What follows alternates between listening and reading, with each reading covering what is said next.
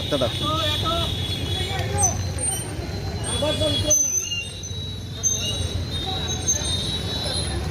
ही परिस्थिती आहे सोमवार शाळेच्या समोर.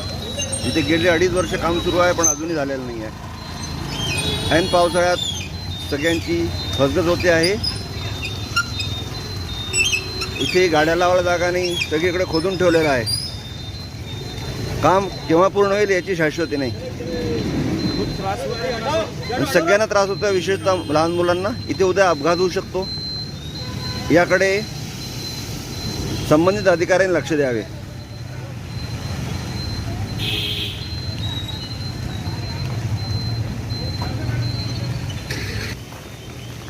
हीच परिस्थिती दुसऱ्या गेट समोर आहे. तिन्ही गेट समोर हीच परिस्थिती आहे. नेमकं शाळा सुरू होण्याच्या वेळेलाच हे खोदून ठेवलं आहे आणि पावसाळा उशिरा सुरू झाला म्हणून तरीही ही परिस्थिती आहे. आपण बघू शकता की कशा प्रकारे